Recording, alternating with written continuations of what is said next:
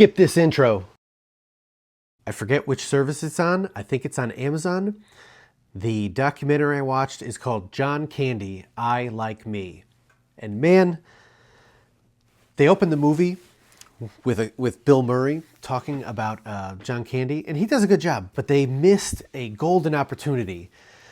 Just mere seconds later, they go into Dan Aykroyd delivering his eulogy about John Candy. And man, I had to pause the movie after that. It like teared and welled me up in a serious way. The way what he thought of John Candy and the way he cared. This is a guy who was taken way too soon. And this documentary really dives into his... I didn't know anything about John Candy other than I liked him as a kid. I liked him in Uncle Buck and I liked him in Summer Rental. These were movies that were on HBO when I was a kid, just in constant loops. There's lots I didn't know about John Candy. Right off the bat, one thing was I didn't know that John Candy did not have a kneecap in one of his legs. He seemed fine to me. Apparently, he was a big football player when he was a kid or in high school or whatever, and he got a helmet like smashed right into his knee, and they ended up just taking it out and not putting anything in there. I didn't know that was even something you could do as a human. I thought you would have to put something in there. And one of the things that stuck with me was there's this line from Conan O'Brien when he's talking about John Candy, and he makes this quote, something, I don't remember it exactly, something to the effect of, Hollywood is a place that is lethal to people pleasers because it will take and take and take everything from you until you have absolutely nothing left. And that was kind of what happened to John. He was a guy who was so good on the inside and wanted to help people that's what he did. And seems like a lot of people took advantage of that fact in his life. And I'm glad to see in this documentary, which functions as like a life recap for John Candy, that John Candy seemed like a basically good person.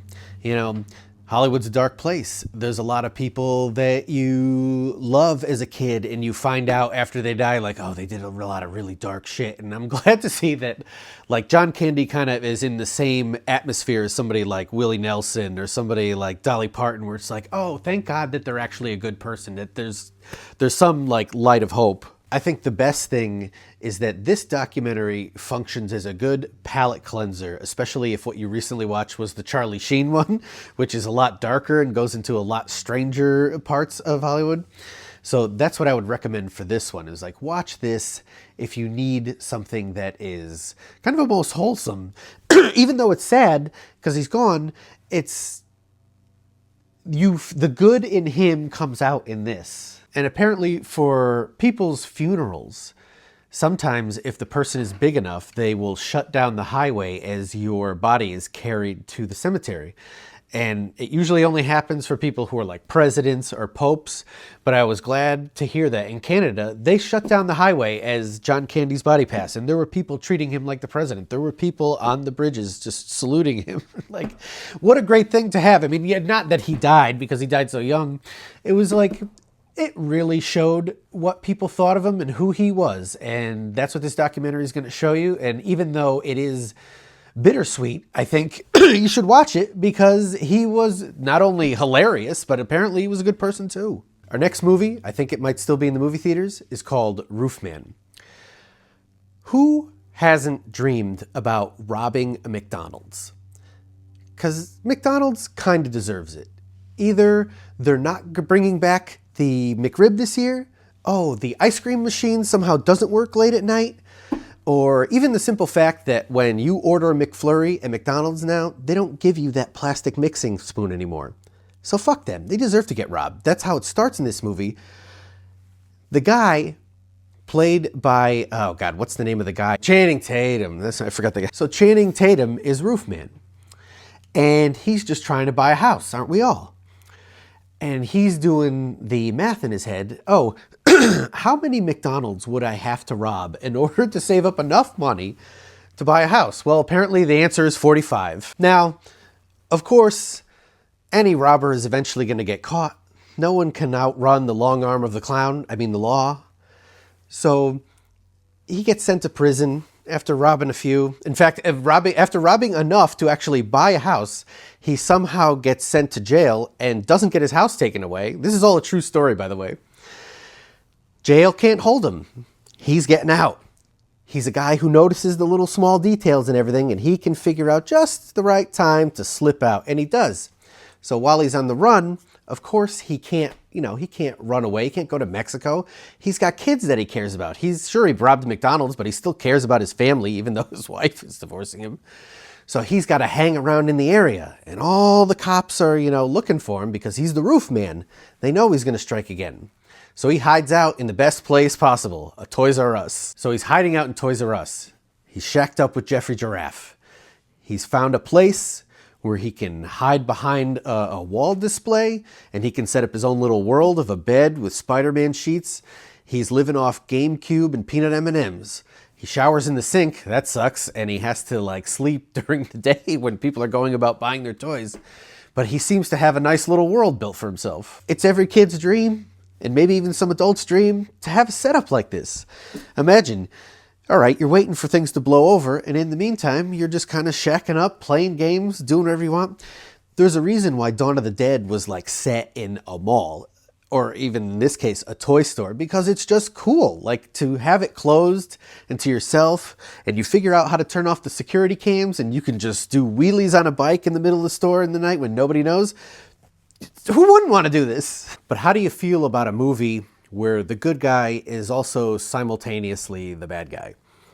Of course, he's stealing toys from Toys R Us, but he's giving them to a church where they need toys for kids at Christmas. And he's also trying to get in Kirsten Dunst's pants along the way.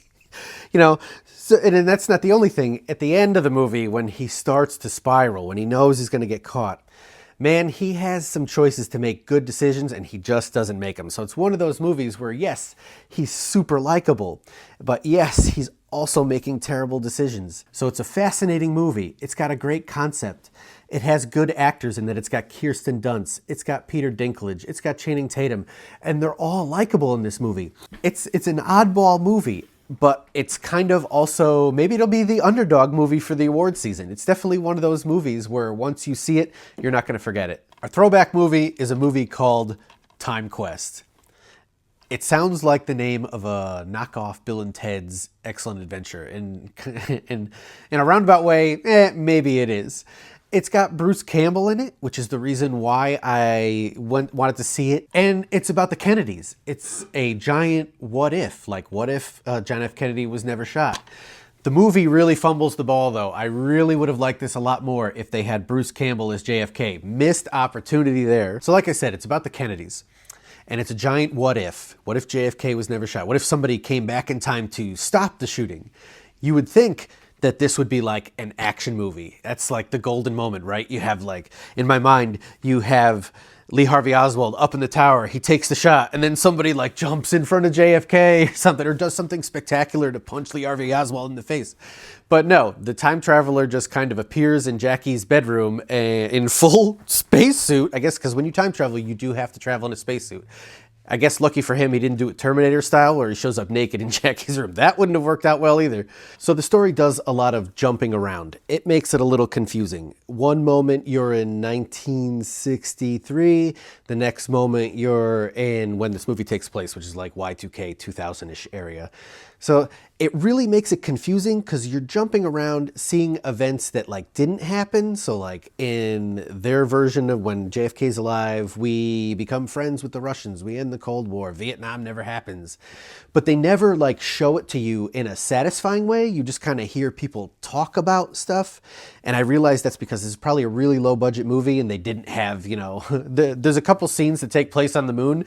And it is kind of hilarious because they kind of do it in you're watching it through a shitty television and the static is going and some guy's on the moon waving. So there's a Stephen King book called 11/23/64. The date might be wrong.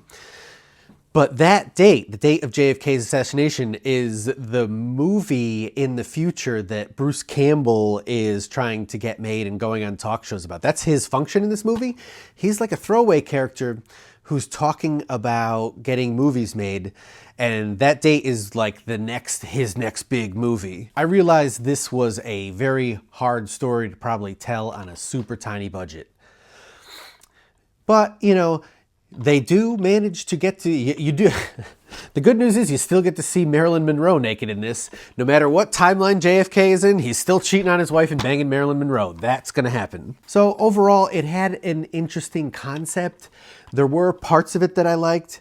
I don't know where you could stream this, but it may function as background fodder. Let me look up.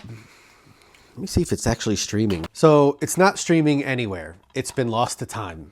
Maybe you could find something on YouTube, or like I did, Tommy K's was going out of business, and that's when I grabbed this. It's been sitting in my closet for maybe 20 years, and I finally got around to it. Hey, thanks for coming by.